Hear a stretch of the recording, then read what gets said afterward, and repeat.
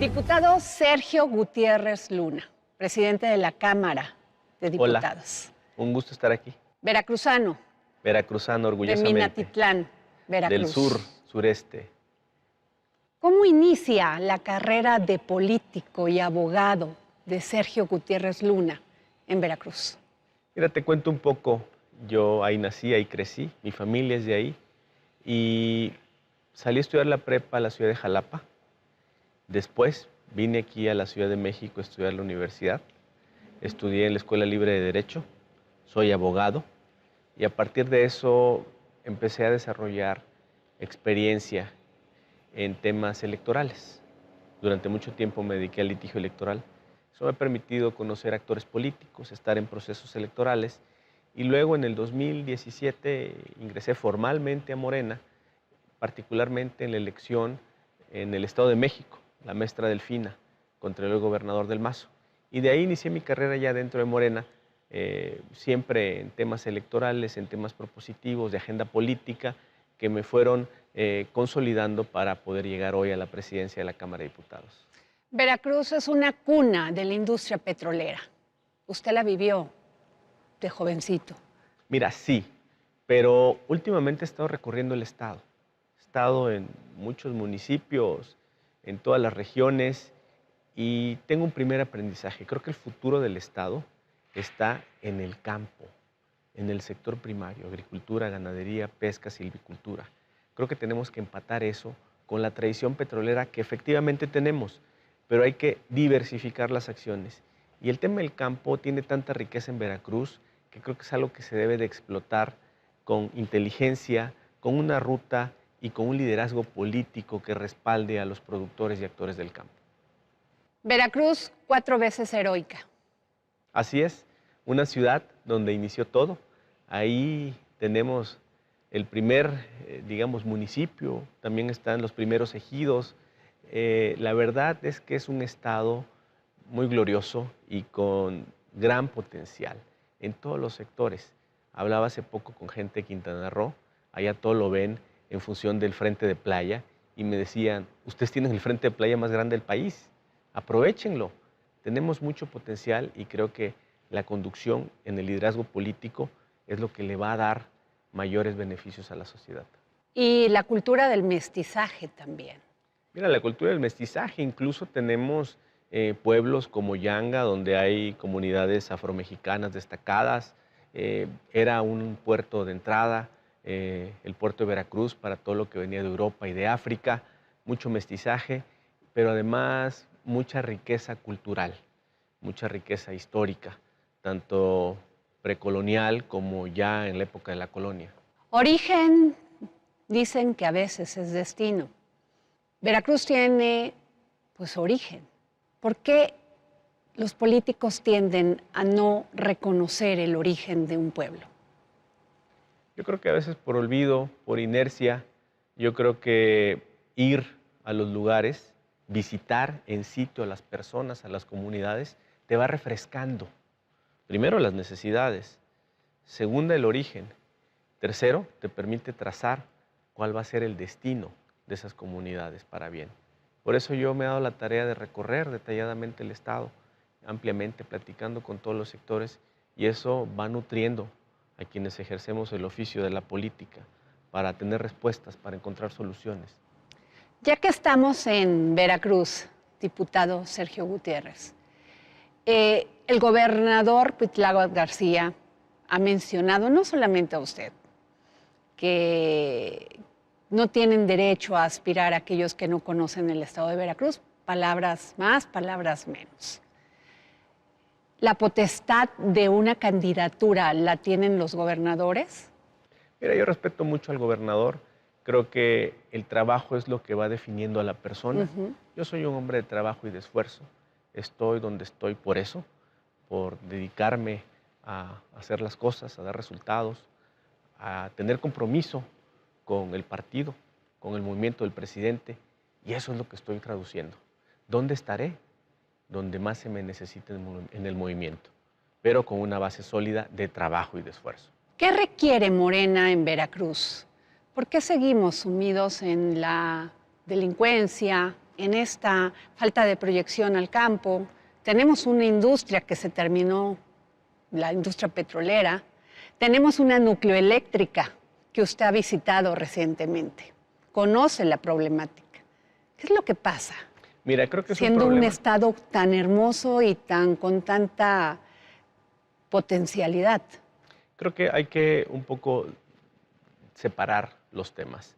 Hay temas que tienen rezagos de décadas y que darles la vuelta lleva un tiempo y un proceso. Estamos en eso. Te pongo un ejemplo, el tema de la seguridad o la inseguridad, que, por ejemplo, donde yo soy, en el sur del estado, es intensa, es grave la inseguridad, pero también hay un fenómeno de que no solo se trata de acciones policíacas las que debe emprender el gobierno, sino es un tema social. Un ejemplo rápido. Antes de la pandemia, recorriendo una secundaria, me gusta ir a las escuelas, platicar con los jóvenes, justamente para hablarles del tema del esfuerzo, del trabajo, de la dedicación, y preguntándole a unos niños de primero de secundaria, estamos hablando de 11 años, más o menos 12 años, ¿qué querían ser de grande? ¿Sabes qué me contestaron? Sicarios. ¿Y sabes por qué quieren eso? Porque en el entorno social se está volviendo lo cotidiano o lo normal el crimen, la delincuencia, el dinero fácil. Cambiar la mentalidad de esos niños jóvenes es un esfuerzo que va a llevar un tiempo, porque ha tenido tanto arraigo que darle la vuelta implica esfuerzos importantes. Y eso estamos haciendo. ¿Qué te diría yo en un panorama general? Veracruz, como cualquier estado, necesita liderazgos políticos que le den acompañamiento a los problemas, a los temas, a las regiones y a los sectores. Un ejemplo del campo. Yo creo que quien encabece el Estado debe de acompañar a los productores y no necesariamente con temas de dinero, sino con temas de liderazgo. ¿A qué me refiero? Veracruz es el principal productor de piña del país, de los principales del mundo, de los principales productores en cítricos. Es el estado que produce más ganado en la actualidad que cualquier otro estado del país, más que Sonora, más que Chihuahua, más que Nuevo León. ¿Alguien lo sabe? Poca gente lo sabe. Se necesita un liderazgo que identifique esos productos con la marca Estado para que puedan tener un lugar, no solo en México, sino en el mundo, comunicando, abriendo mercados, buscando créditos, gestionando tecnología, quitando acaparadores. Esas son acciones políticas que se pueden hacer. Se lo pregunto directamente. ¿Quiere usted ser gobernador del estado de Veracruz? Yo creo que es muy temprano para llegar a esa conclusión. Creo que el trabajo va definiendo qué ruta vamos a tomar. Estoy trabajando intensamente, primero para conocer todos los temas, para palpar de cerca la problemática del Estado, y esa ruta va a definir en dónde estaremos en el futuro, siempre sirviendo al proyecto en el que estamos. Las mujeres en Veracruz y las mujeres en todo el país sufren de violencia, siguen creciendo la cifra de muertes violentas hacia las mujeres. ¿Qué nos puede decir usted? Usted ha impulsado varias iniciativas. Es un tema reprobable, es un tema en el que hace poco platicaba con feministas destacadas y me decían que a veces podríamos tener la ruta equivocada. A veces pensamos en capacitación o comunicación para mujeres y que debemos de enfocar una parte importante también para los hombres. Muchas veces a los hombres es a los que puede faltarnos el conocimiento de ciertas acciones o de cierto comportamiento que tenemos que enderezar, recomponer, respetar. Entonces, es un trabajo permanente. Yo creo que hemos avanzado bastante. Hemos avanzado en reconocer primero el lugar que debe tener la mujer. Un dato, esta Cámara de Diputados que tenemos tiene 250 hombres y 250 mujeres por primera vez en la historia. Vamos potenciando que mujeres tengan liderazgo, ejerzan el liderazgo, muestren su desempeño. Y la violencia tenemos que irle erradicando con educación, con formación, quitando esas costumbres machistas que tanto daño le han hecho a la sociedad, con educación para ambos, para hombres y para mujeres. ¿Qué es para Sergio Gutiérrez Luna la cuarta transformación? La cuarta transformación para mí es un cambio radical de hacer las cosas. Lo mencionaba hace poco en el discurso que tuvimos por el aniversario de la Constitución con el presidente. Creo que los temas radicales implican una transformación que pueden ser positivas, cómo lo están haciendo. ¿Qué queremos? Cambien la forma de pensar, por ejemplo, el ejercicio público, que no haya despilfarro en exceso, que haya austeridad, eso lo demanda la gente. Tenemos una sociedad desigual, donde la gente siente un agravio del funcionario que derrocha, que despilfarra. Hemos ido avanzando en esa ruta. Queremos también que la economía se mueva desde abajo y que los apoyos no solo vayan a la cúspide como sucedía antes. Queremos generar condiciones para todos los sectores, los que menos tienen, las clases medias, por ejemplo. Aprobamos una reforma fiscal que beneficia directamente a las clases medias, que se llama régimen de confianza, que va a implicar dinero de menos que van a pagar en impuestos, lo que va a incentivar a estos sectores productivos, y también con grandes proyectos de infraestructura que van detonando las regiones, destacadamente enfocados en reactivar el sureste, que fue olvidado durante décadas. ¿Cómo define el pensamiento político de Sergio Gutiérrez Luna? ¿Centro, izquierda, derecha, combinado? ¿Cómo Mira, lo definiría? soy una persona de izquierda convencida de que tenemos que generar justicia social en el país para que todos podamos tener una convivencia. ¿Qué deseamos a la final todas y todos los hombres en México? Bienestar, salud, educación, trabajo. Y eso es, creo, un objetivo común en el que nadie puede regatear que los demás tengan eso. El tema es cómo llegar a esos fines. Y creo que la forma en la que lo estamos haciendo, dándole vuelta a la política que venía del pasado, enfocándonos a los que menos tienen para compensar ese rezago y ese olvido, va a generar una sociedad más equitativa, donde nos aproximemos más a ese bienestar, que finalmente se traduce, ¿sabes en qué? En felicidad. ¿Por qué las clases medias y la empresarial siente que Morena no es aliado de ellos? Mira, yo creo que ahí necesitamos potenciar más un ejercicio de comunicación. Hemos aprobado reformas importantes que benefician a esos sectores. Te comentaba hace un momento la reforma fiscal, el régimen de confianza, donde 10 millones de pequeños y medianos empresarios van a ser beneficiados con este régimen, van a pagar muchísimo menos impuestos de manera más fácil, una exigencia que fue durante décadas hecha por esos sectores. La propuso el presidente López Obrador y la aprobamos los diputados de Morena. Ahí está, un hecho palpable que beneficia a clases medias. Para los sectores empresariales, no estamos en contra de los sectores empresariales.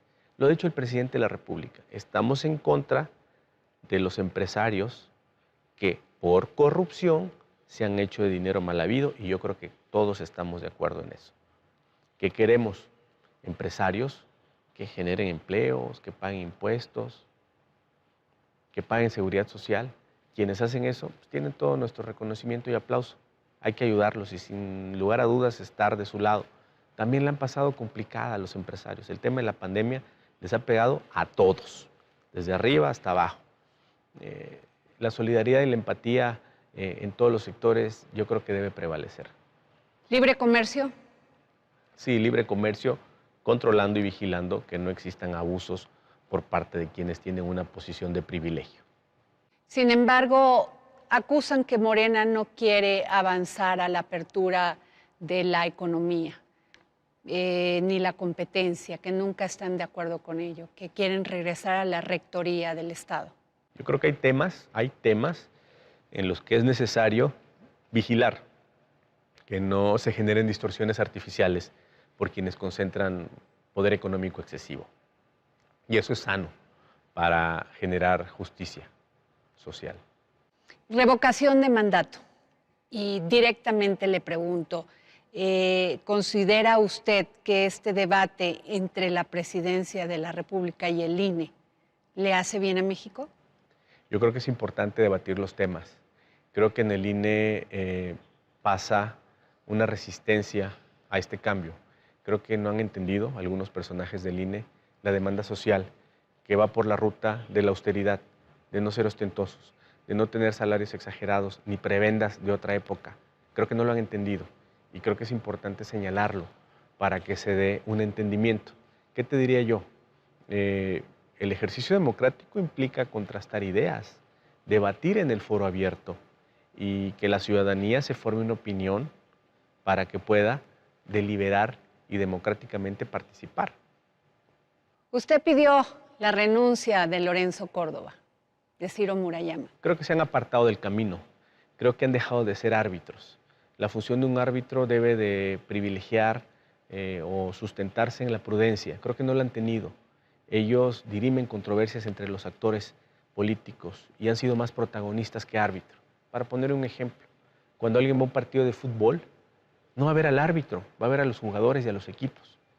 Ellos han en exceso tenido un papel protagónico que a nuestro juicio está dañando la función de árbitro, generando desconfianza en una de las partes, cuando ellos atacan a esta parte. Creo que esta distorsión, esta forma en la que se han apartado de la ruta tanto Lorenzo Córdoba y Ciro Murayama es algo muy evidente y que le hace daño a la sociedad. ¿Por qué es tan cuestionado en México que alguien gane más que el presidente de la República? Si está haciendo una buena labor o tiene las credenciales para ganarlo. Yo creo que en el sector público así debe ser. En el sector público debe haber un límite para que no se tengan excesos en estos gastos o supersalarios con una sociedad que tiene tantas necesidades. Porque el sector público, recordémoslo, se mantiene o se sostiene de los impuestos que pagan todos. Y lo que demandan todos es justamente este equilibrio de austeridad en el ejercicio público. En la parte privada, evidentemente las ganancias tienen que ver con el éxito que tengan los negocios o el desempeño empresarial de las personas, siempre y cuando no abuse del poder, ni sea ilícito. ¿Hay distancia y sana distancia entre el presidente de la Cámara de Diputados y la presidencia de la República? Ese es un tema muy recurrente y creo que a veces nos vamos con esta falsa idea de que debe de existir una sana distancia. Yo te diría lo opuesto. Lo normal en cualquier democracia del mundo es que el presidente o jefe de Estado sea cercano a su grupo parlamentario, al grupo parlamentario de su mismo partido. Tienen identidad en ideología, en plataforma. El presidente sostuvo en el 2018 en su campaña una plataforma de Morena que sostuvimos los diputados con los mismos planes, con los mismos programas, con la misma ruta. Lo ideal es empatar. Eso es lo lógico, lo normal. Tener un empate con el grupo parlamentario al que pertenece el presidente de la República. No debe verse mal. En el tema, y regreso a la revocación de mandato, no se le va a permitir al presidente de la República, Andrés Manuel López Obrador, que haga propaganda, que haga publicidad de esta revocación de mandato que él ha solicitado. ¿Qué piensa usted de esto?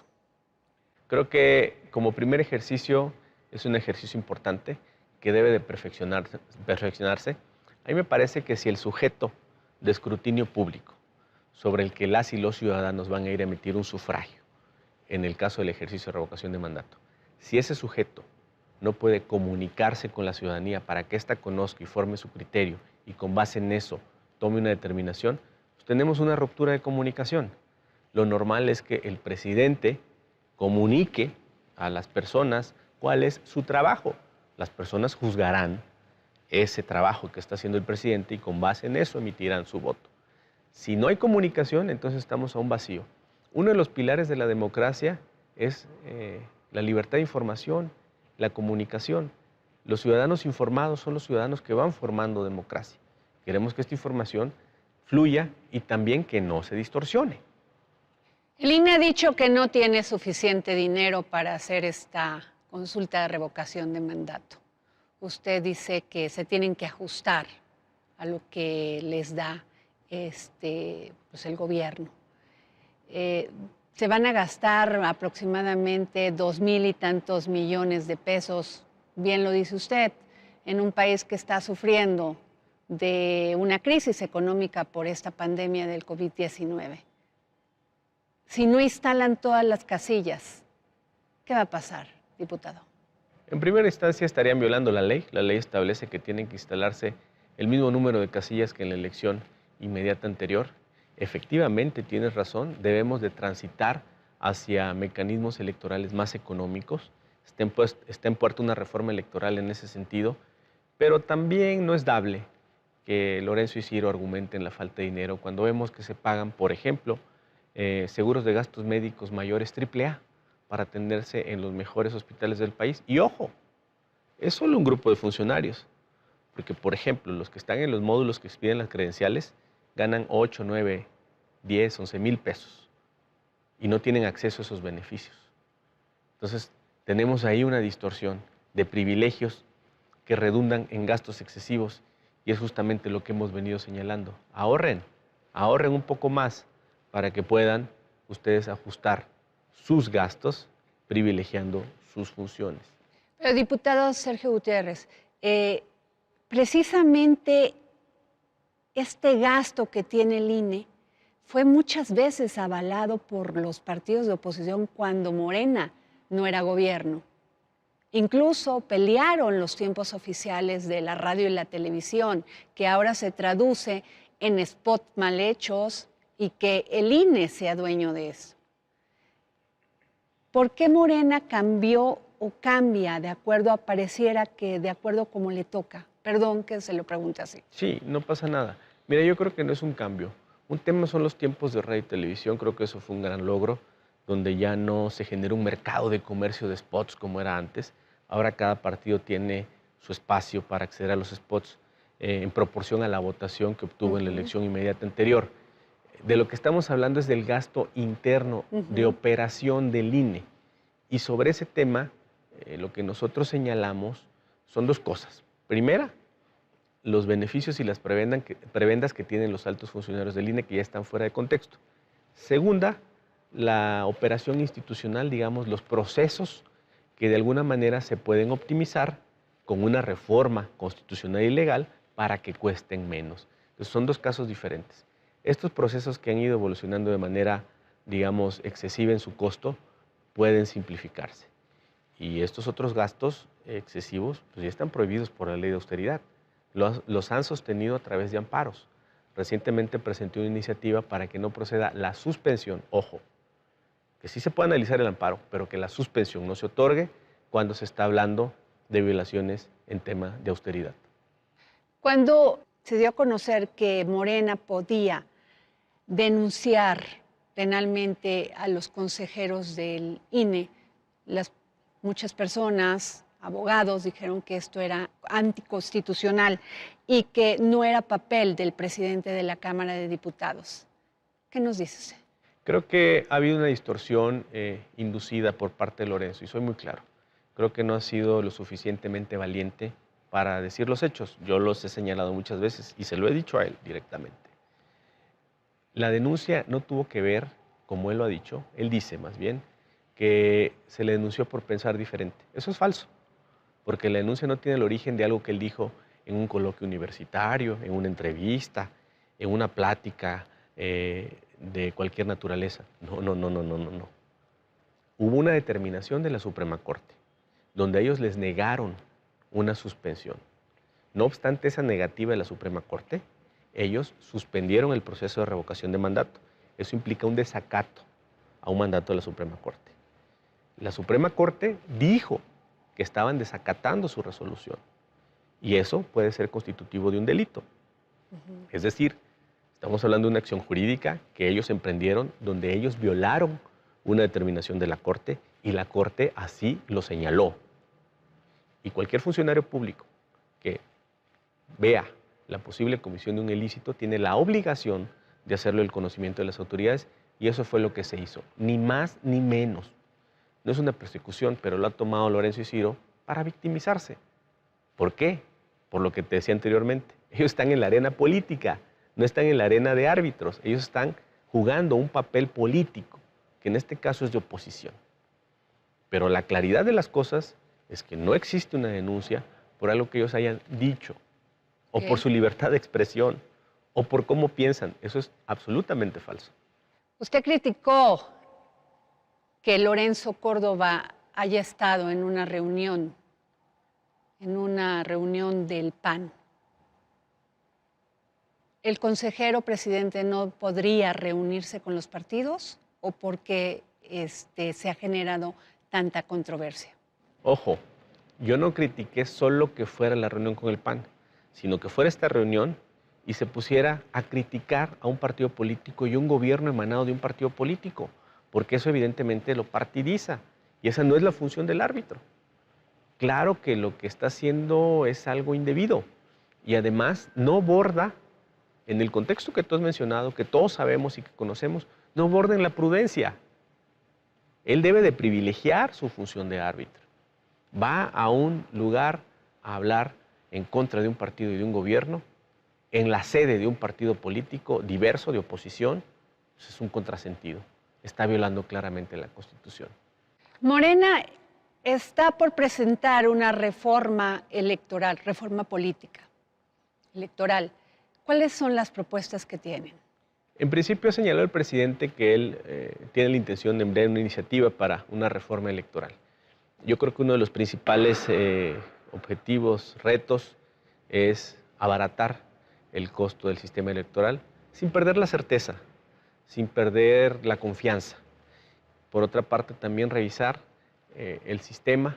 Se ha hablado de que se puede evaluar si son muchos o pocos diputados, analizar el tema de los plurinominales, trazar rutas de cuál sería el destino del órgano electoral y de toda la estructura electoral, los soples, que muchas veces han venido traslapando funciones. Creo que nos espera un debate amplio en materia electoral. Diputado, ¿por qué seguimos los mexicanos manteniendo al INE? ¿Por qué no es permitido el financiamiento privado? ¿Por qué siguen viviendo del financiamiento público? Este año, por lo menos, bueno, en el próximo, en las elecciones de 2023, se van a llevar más de 20,000 millones de pesos. Bueno, a ver, ojo, hay dos partes de financiamiento que se lleva el INE. Uno, el que es para su operación, otro, el que reciben los partidos políticos. En el tema de lo que recibe el INE para su operación, ya comentamos, hay dos rubros, los gastos excesivos que tienen los consejeros y el tema de operación, que será materia de una reforma electoral. Pero lo que reciben los partidos políticos también es excesivo, son casi 6,000 millones de pesos. En el caso... Anuales. Sí, anuales. Anuales. En el caso particular de Morena, nosotros hemos impulsado, venido insistiendo desde la legislatura anterior, que debe de reducirse de mínimo a la mitad el financiamiento de los partidos políticos. Incluso el año pasado manifestamos devolver la mitad y lo estamos haciendo. Y hubo una resistencia ahí del INE para recibir el dinero. Esperamos que sea algo que se, pues de alguna manera, aclare en estos días, en estos meses, pero de los 1,600 millones que recibe Morena, que es muchísimo dinero, vamos a devolver la mitad, 850 millones, a la federación, para que con eso lo destinen a la compra de vacunas. Queremos que si estamos señalando que los gastos del INE y de los consejeros son excesivos, también estamos señalando que los gastos y el financiamiento que reciben los partidos políticos es excesivo y debe de bajar. ¿Sigue estando Morena en contra de que haya financiamiento privado? Yo creo que tenemos que ser cuidadosos con el financiamiento privado. ¿Por qué? Se presta para que dinero ilícito penetre en las campañas, para que dinero con origen desconocido, o pudiera ser incluso lícito, pero que genere compromisos políticos que distorsionan el ejercicio del poder público. Hay que vigilar al dinero privado. Creo que tenemos que evolucionar un poco más para que ya podamos estar en un escenario de dinero privado en las campañas. Por lo pronto, este esquema de dinero público es un esquema que ha venido funcionando. Aún así, tenemos casos sobre financiamiento ilícito en campañas. Pero también es una realidad que cada elección presidencial nacen partidos que no llegan ni a que pierden el registro y que nos cuestan a los mexicanos y mexicanas. ¿Qué se puede hacer ahí? ¿Lo ha contemplado Morena dentro de esta reforma político-electoral? Mira, la ley establece requisitos, digamos, exigentes para crear un partido político. No cualquiera lo puede hacer. Y también requisitos importantes para conservar el registro, el 3% de la votación. Creo que es un derecho que debe prevalecer para los ciudadanos, porque habrá casos, como tú mencionas, de partidos que no consiguen el registro, pero habrá casos de partidos que sí. Morena es un ejemplo. Morena obtuvo su registro en el 2015 y de ahí ha venido participando en estos procesos electorales con un crecimiento importante, con simpatía de la ciudadanía. A otros partidos los han perdido en este trance. Creo que la oportunidad de los ciudadanos para poder agruparse en partidos políticos es algo que no se debe coartar, que tampoco debe estar tan a la mano como creo que así está diseñado, sino con requisitos para que sean movimientos reales los que en todo caso accedan a formar partidos políticos. Los políticos dicen que la política es negociación. Usted es presidente de la Cámara de Diputados. ¿Cómo ha sido el trabajo de Sergio Gutiérrez Luna? Coincido en que hay que buscar los puntos de coincidencia, que Morena en esta legislatura debe de apostarle al diálogo, a la construcción de acuerdos, a la negociación. Creo que las reformas que tenemos enfrente, la reforma eléctrica, la de la Guardia Nacional, la reforma electoral, ameritan el diálogo con las demás fuerzas, ameritan el convencimiento y ameritan también que informemos a la sociedad de cuál es nuestra pretensión final con estas reformas. Reforma eléctrica, ¿qué queremos? Cosas sencillas, lo digo de manera muy simple, que bajen los precios de luz, que participen empresas privadas en la generación de energía eléctrica con ganancias justas, no exageradas, que hay energías renovables, fortalecer a la Comisión Federal de Electricidad.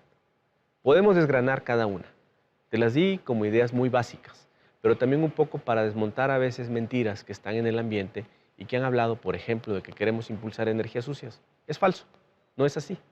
Queremos, en ese caso, rehabilitar las hidroeléctricas que tenemos, que ya están, que existen, que no están funcionando al 100% porque han sido abandonadas. Se está construyendo un parque fotovoltaico en Sonora, el más grande de Latinoamérica. Sí vamos por la ruta de energías limpias. Ahí le quiero hacer una pregunta, diputado Sergio Gutiérrez. Muchas de estas plantas hidroeléctricas, la nucleoeléctrica, pues requiere de personas con capacidad, con estudios, con preparación académica.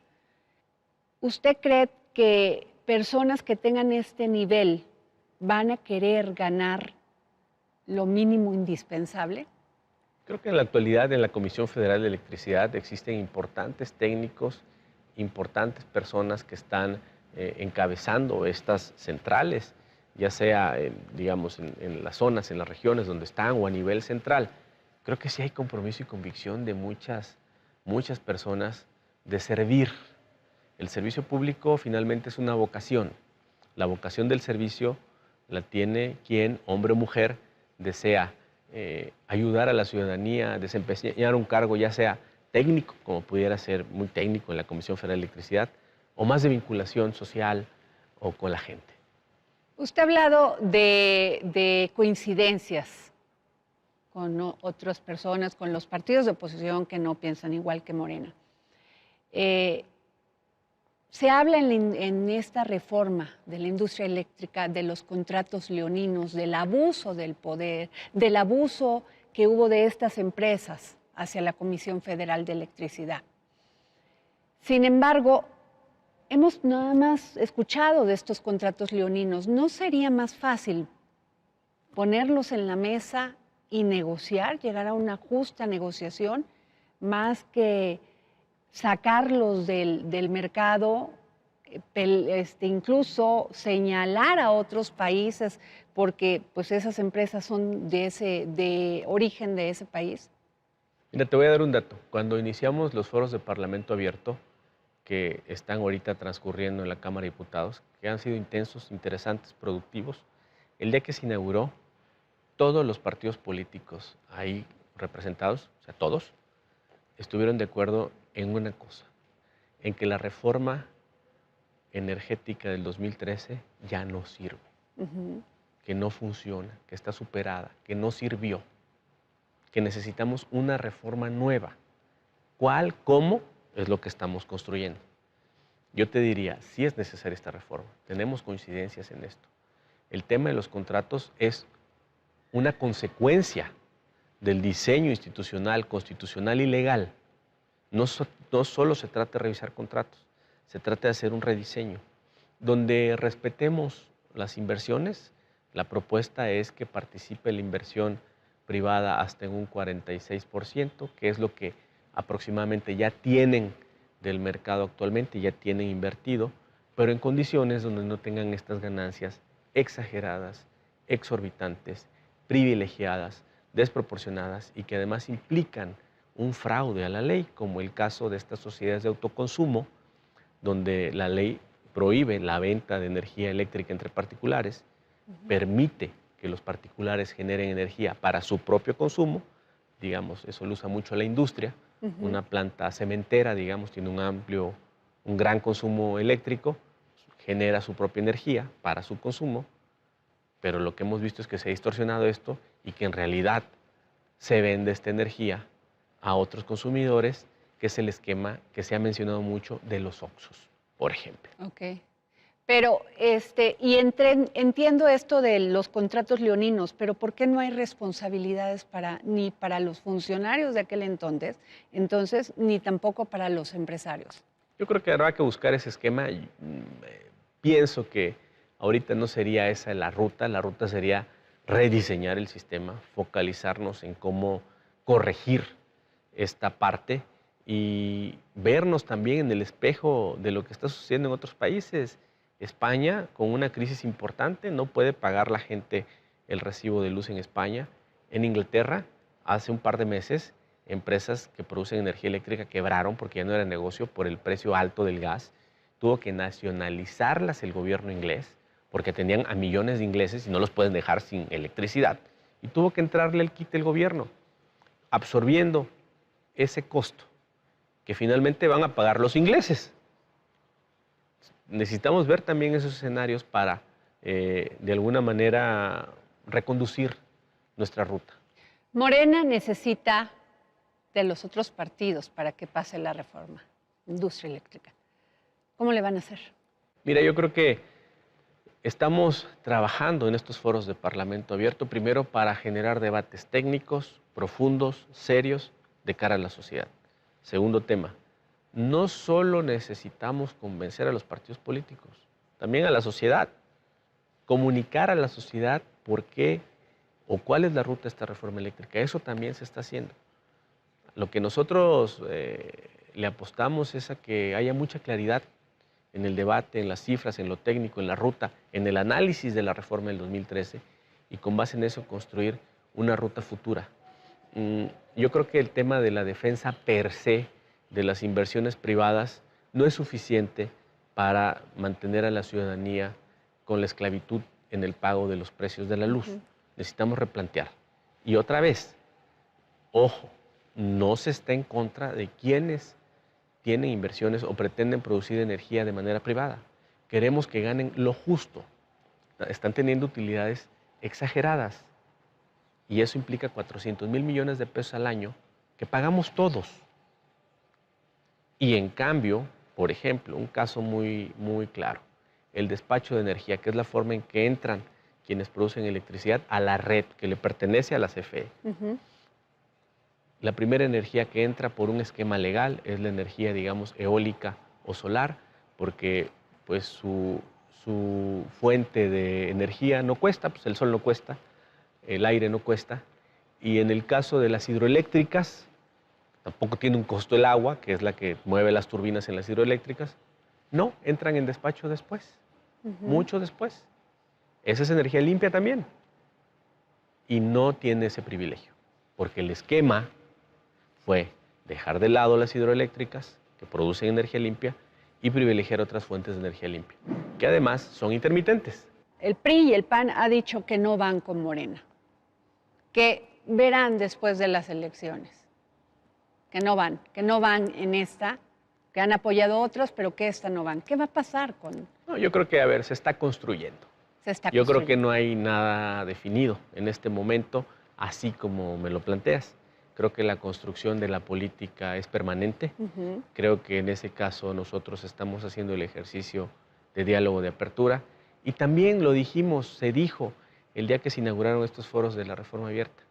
Estamos abiertos a que se enriquezca la iniciativa para mejorar. Las alianzas, PAN, PRI, PRD, acaban de decir que se van por una tercera vía de la democracia social,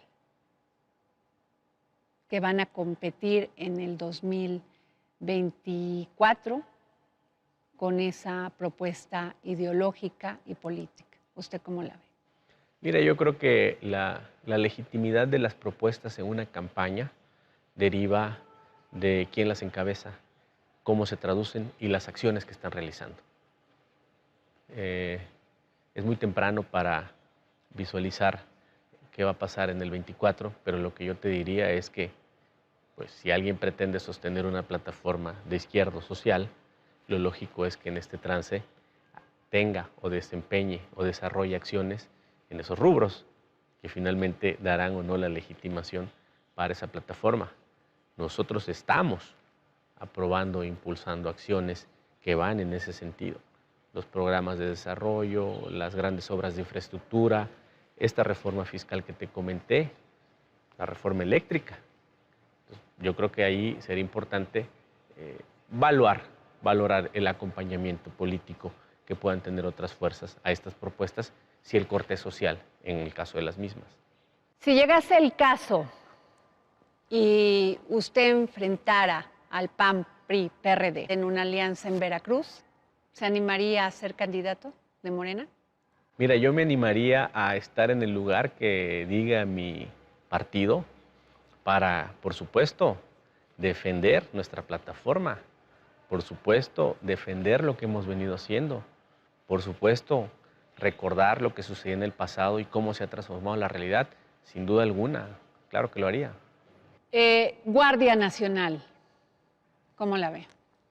Creo que estamos construyendo una corporación nueva, diferente, sana, y creo que hay que cuidarla. La reforma que ha mencionado el presidente y que ha dicho que propondrá tiene que ver con eso, con tratar de adscribirla a la Secretaría de la Defensa, un poco para blindarla. ¿Qué sucedió en el pasado? Se formó una corporación, la Policía Federal, que fue infiltrada por el crimen. Ahí tenemos el caso de García Luna, que está siendo juzgado en Nueva York, y otros tantos altos funcionarios de esa corporación. Ya no queremos que eso suceda, si no estamos en un círculo vicioso. Formar una corporación policíaca como la que se está haciendo, como la Guardia Nacional, implica un gran esfuerzo, un gran compromiso, hombres y mujeres, de tiempo, financieros, de inteligencia, y no podemos dejarla vulnerable. Necesitamos ante problemas diversos soluciones diversas. Yo te puedo decir que la gente en provincia, en lugares que han sido castigados por la delincuencia, fustigados por la delincuencia, sí apoyarían una iniciativa de este tipo. A veces nos olvidamos de eso aquí desde las oficinas de México, algunos que critican el tema de cómo los militares se dedican a la seguridad pública, sí, pero tenemos un problema que durante décadas fue desatendido.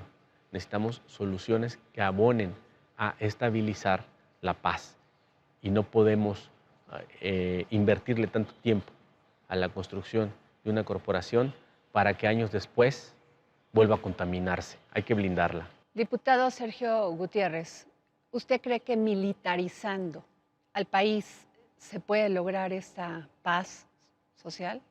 Yo creo que ¿Se acabe la delincuencia? Yo creo que teniendo una corporación con principios de disciplina, con principios de blindaje, con una formación muy fuerte, podemos tener resultados en un tiempo más corto en materia de seguridad.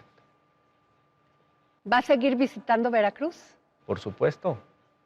¿Cada cuánto? Cada semana. Muchas gracias, Hasta diputado luego. Sergio. Gracias a ti. Gracias.